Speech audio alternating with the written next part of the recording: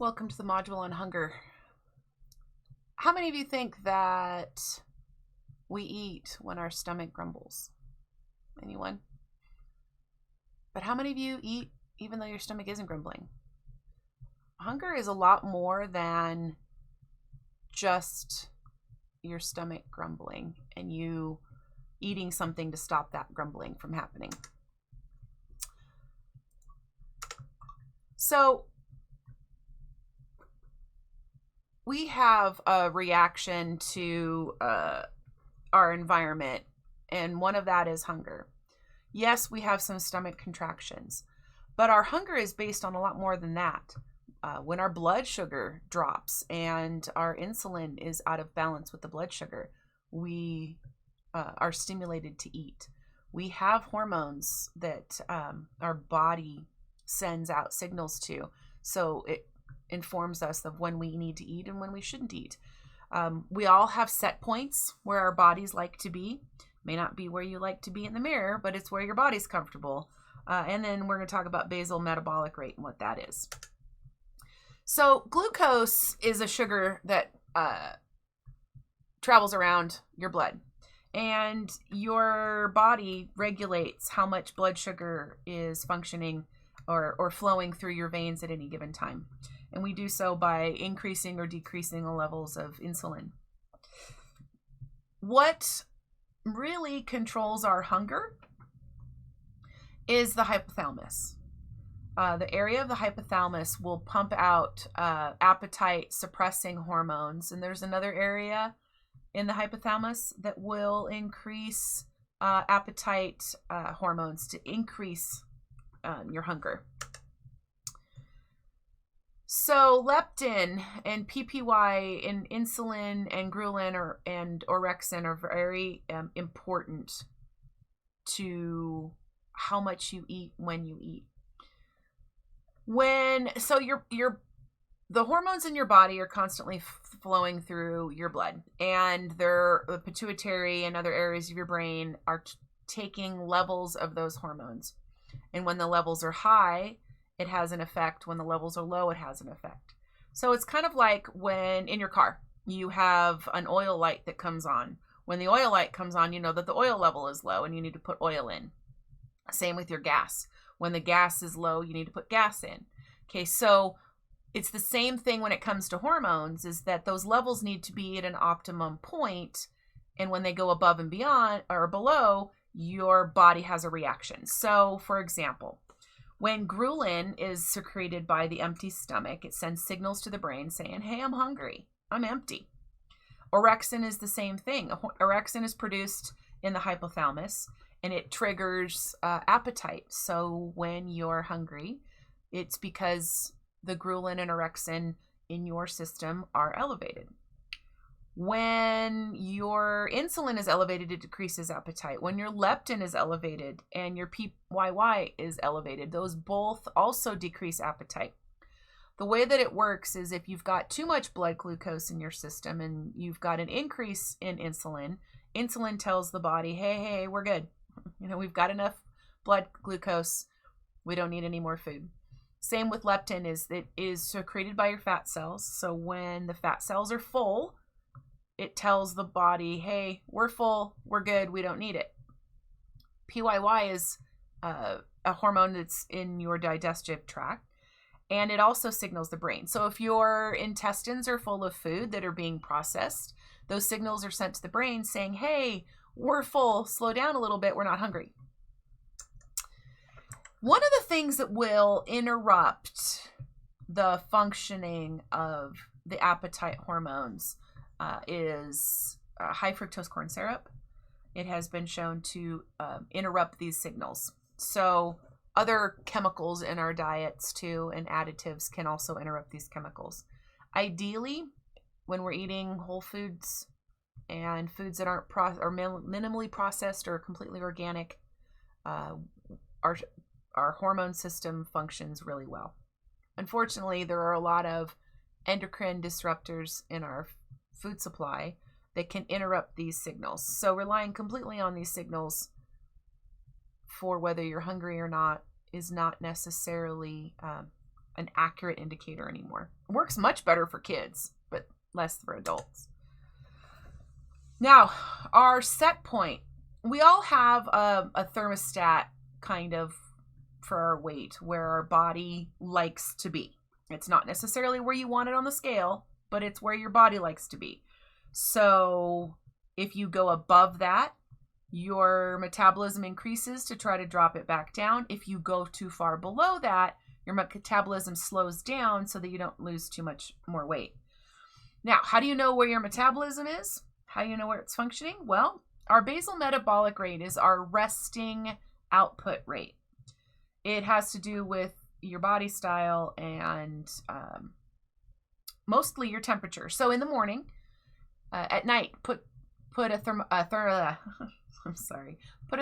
next to your bed at night. When you wake up in the morning, before you get out of bed, before you move around, take your temperature, and that will give you a good indication of your basal metabolic rate. Is it high? Is it low? When it's too low, it'll be down to 95 or 96 degrees. It should be a degree or so or a little bit below your normal body temperature. So take your temperature in the middle of the day and see where it's averaging. And then you can see how your metabolism changes throughout the day. There are other factors that influence hunger. So we all like sweet and salty for two reasons. Sweet, everything that we eat that gets turned into energy gets turned into sugar. Our body needs glucose for energy. So we store energy and then we burn it off as glucose.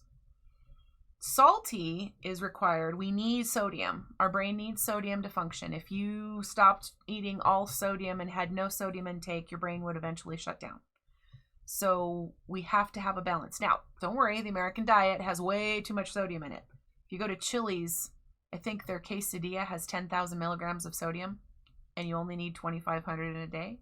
So that's 4 servings of sodium. So eating out can be dangerous to our bodies because it increases the sodium intake a little too high. However, most of us get an average amount of sodium, and that's good. When we're stressed, we tend to eat carbohydrates. Comfort foods are usually carbohydrates, or ice cream, cookies, sweets, right? The reason is because carbohydrates help to boost serotonin levels. Serotonin helps us to feel good. So if you have reduced serotonin levels, you also have some, desire for carbohydrates generally. Also, we have serotonin producing neurotransmitters in our guts as well as in our brain. So serotonin is a very important neurotransmitter, and it is also partly based on what we eat. So balancing out the carbohydrates is healthy. But if you're wondering why you crave carbs when you're sad, that's why. Different cultures have different taste preferences. Your taste preferences are very much based on what it is that you ate when you were growing up. Bedouins, if you're a Bedouin, camel eye is a delicacy. In Japan, is it natto? Is a fermented food. It's fermented soybeans. And Westerners here, we like the rotted bodily fluids of an ungulate, which is also what we call cheese. Other countries don't eat cheese. Can you believe that? Some countries don't. So what we consider wonderful in our culture, I don't know about you, but I love cheese.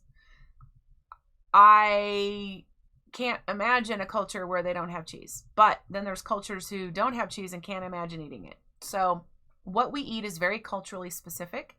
Also, how you grew up and where in the country you grew up is very culturally specific.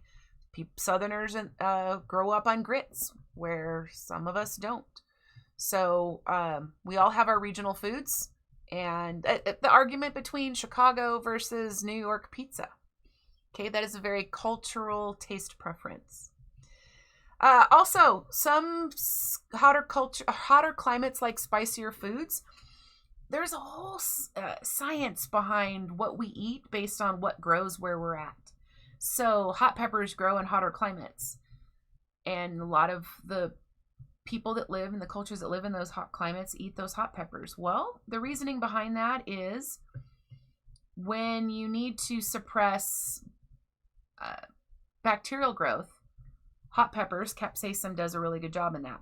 In colder climates where they salt a lot of their foods, salt works, but it doesn't necessarily work the same way in warmer climates. So spicier foods happen to be more preferred in around the equator than in other places. Also, so pregnancy-related nauseous and food aversion. When women are pregnant, in the first, and especially in the beginning, there's a lot of nauseousness.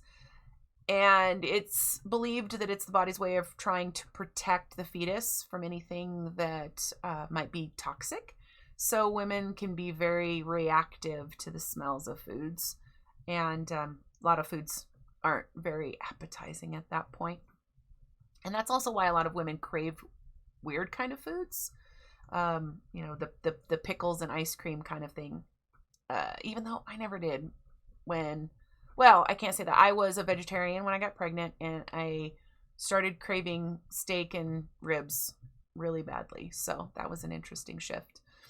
So, but our bodies change, and a lot of it has to do with the culture that we live in, and what is around us and what we're used to. Things that are acquired tastes. We learn to enjoy the foods that we're exposed to, especially when we're young. How many of you have foods from your childhood that make you very happy that would not probably taste as good if the very first time you ate them you were an adult? So depending on where you are, you're going to have different taste preferences. Like Alaska Natives may really enjoy whale blubber, it's reindeer blubber, whale blubber. And then Peruvians, roasted guinea pig is something that they might enjoy as well. I don't know about you, but I couldn't eat guinea pig. But I wasn't raised on it, so therefore it's something I'm not going to eat. What influences our eating? Well, if you notice, when you're around friends and food, you have a tendency to eat more. It's called social facilitation. We all increase how much we eat. So at parties, we eat more. At gatherings around the holidays, we eat more. Also, serving size is significant. You want to consume less? Eat on smaller plates. So if you put the same amount of food on a small plate, it looks like there's a lot of food. If you put it on a big plate, it'll look like there's less food. So to trick your brain into what's called unit size, you put things on a smaller plate so that unit size is a whole one and you can eat that and you'll be just fine.